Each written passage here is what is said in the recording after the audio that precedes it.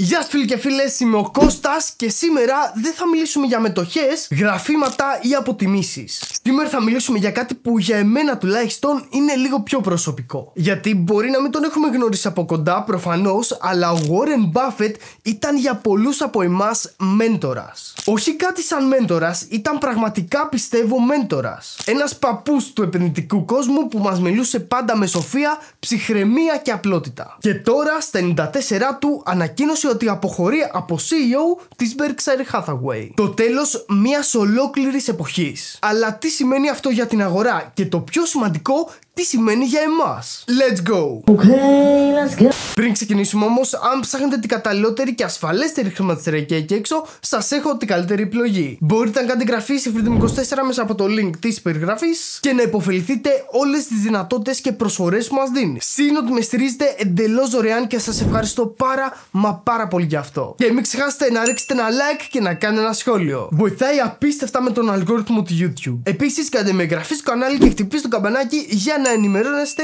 για κάθε μόνο βίντεο εδώ σε FG's. Disclaimer. Δεν είμαι επενδυτικός ή νομικός σύμβουλος. Όλες οι απόψεις που εκφράζονται σε αυτό το βίντεο και γενικότερα σε αυτό το κανάλι είναι μόνο αυτό. Δηλαδή οι απόψεις μου. Δεν πρέπει να θεωρηθούν προτροπή, σύσταση ή επενδυτική συμβουλή. Έχουν σκοπό μόνο να σας ψυχαγωγήσουν. Μην λαμβάνετε επενδυτικές ή νομικές συμβουλές από έναν τύπο στο διαδίκτυο. Κάντε πάντα τη δική σας έρευνα. Ο Buffett δεν ήταν απλώς ένα CEO. Ο Warren Buffett έγινε CEO της Berkshire το 1965. Σκεφτείτε το λίγο. Μιλάμε για τότε που η τηλεόραση ήταν ασπρόμαυρη, τα McDonald's μόλις άνοιγαν και οι περισσότεροι αγόραζαν χρυσό δόντι, όχι μετοχές. Και όμως αυτός ο άνθρωπος κατάφερε να μετατρέψει μια κλωστοϊφαντουργία, την παλιά Berkshire, σε έναν επενδυτικό γίγαντα, την Berkshire όπως την ξέρουμε τώρα. Όχι με hype, όχι με υπερβολές, με υπομονή, απλότητα και πίστη στη μακροχρόνια αξία. Τον ακούγαμε χρόνια να λέει φράσεις όπως αγόραζε μόνο ό,τι θα ήσουν χαρούμενος να κρατάς για 10 χρόνια. Ή το να είσαι φοβισμένος όταν οι άλλοι είναι άπλιστοι και άπλιστος όταν όλοι οι άλλοι είναι φοβισμένοι. Φράσεις που έγιναν πηξίδα για εμάς που θέλουμε να επενδύουμε χωρίς να χάνουμε τον ύπνο μας.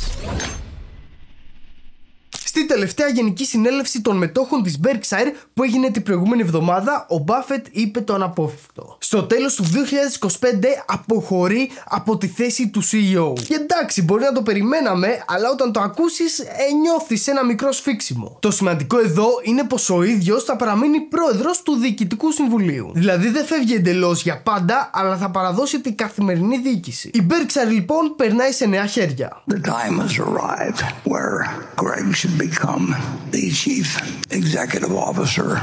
Και εδώ μόλις είδαμε ότι ο Buffett θα προτείνει στο Διοικητικό Συμβούλιο να αναλάβει ο Greg Abel ως νέος CEO στο τέλος του 2025. Ο Abel τώρα είναι στην Berkshire εδώ και πάνω από 20 χρόνια και είναι υπεύθυνος για όλες τις μη ασφαλιστικές δραστηριότητες. Δηλαδή με άλλα λόγια είναι τεράστιο κομμάτι της εταιρείας. Και για όποιον είδε το συνέδριο μπορεί να αντιλήφθηκε πως ο Abel ξέρει πάρα πολύ καλά τι γίνεται. Πιθανόν ο ίδιος ίσως να τρέχει και την εταιρεία εδώ και πολύ καιρό. Ο ίδιος ο Buffett κιόλας είχε πει πριν κάποια χρόνια ότι ο Greg είναι αυτός που κάνει όλη τη δουλειά στην Berkshire. Εγώ απλώς κάθομαι. Γενικά, ο Άμπελ δουλεύει με τις ίδιες αξίες που του δίδαξε ο Buffett. Τι σημαίνει η αποχώρηση του Buffett για την αγορά? Πρώτον, για τη μετοχή της Berkshire Hathaway προσωπικά δεν βλέπω κανέναν κίνδυνο. Γιατί ο Buffett το έχει προετοιμάσει εδώ και χρόνια. Ο Άμπελ, ο διάδοχος του Buffett, είναι μέσα στο παιχνίδι ήδη, εδώ και καιρό. Πολλοί χάρηκαν κιόλας που αυτός θα είναι το μέλλον της Berkshire. Το πιο σημαντικό όμως είναι άλλο. Το DNA της εταιρείας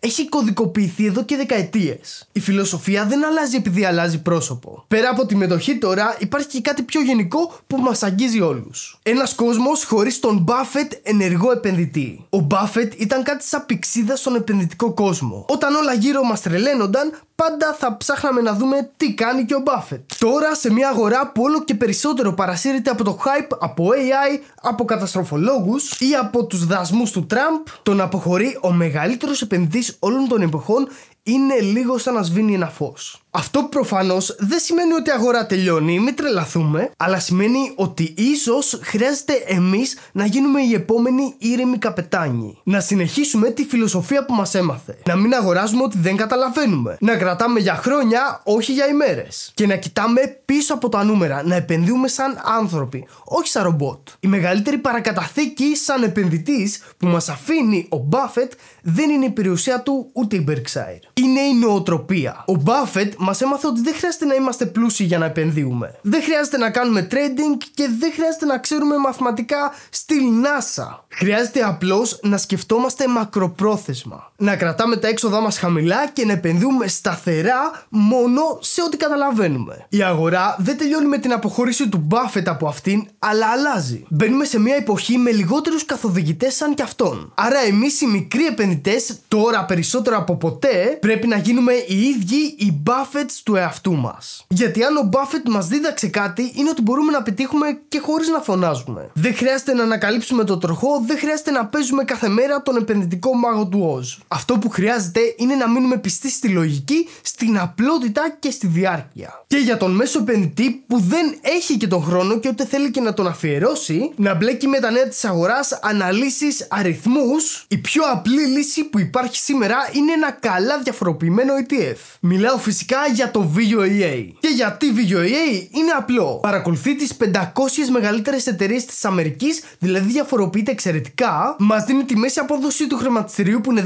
10% το χρόνο σε βάθος δεκαετιών, είναι USATS δηλαδή αφορολόγητο και είναι διαθέσιμο εννοείται στη Freedom 24. Επενδύοντας λοιπόν στο VUEA είναι σαν να επενδύουμε στο σύνολο της ισχυρότερης οικονομίας στον πλανήτη, στην Αμερική. Επομένως, όποιος θέλει να επενδύσει στο VUEA, μετά εννοείται και από δική του ανάλυση, αυτό είναι φυσικά διαθέσιμο στη Freedom 24. Και κάνοντας λογαριασμό μέσα από το link της περιγραφής, μπορούμε να κερδίσουμε μια δωρεάν μετοχή αν είμαστε άνω των 25 χρονών. Και για όποιον δεν γνωρίζει, η διαδικασία αγοράς είναι πραγματικά πανεύκολη. Κάνουμε λογαριασμό στη Freedom 24 μέσα από το link της περιγραφής. Πάμε στις κατηγορίες συναλλαγές, γράφουμε VUEA, πατάμε αγορά και να το, πλέον είναι δικό μας. Ο Warren Buffett δεν ήταν απλά ο πιο επιτυχημένος επενδυτής όλων των εποχών. Ήταν και είναι και θα είναι μέντορας όλων μας. Η αγορά ναι θα συνεχίσει και χωρίς αυτόν να είναι ενεργός επενδυτής σε αυτήν. Αλλά δεν θα είναι ποτέ πια ίδια. Γράψτε μου κάτω στα σχόλια αν συμφωνείτε ή αν διαφωνείτε. Και αν σας βοήθησε αυτό το βίντεο, αφήστε μου ένα like και ένα subscribe. Πραγματικά με βοηθάει απίστευτα να συνεχίσω. Αυτά από εμένα, ευχαριστώ πάρα πολύ που με παρακολουθήσατε.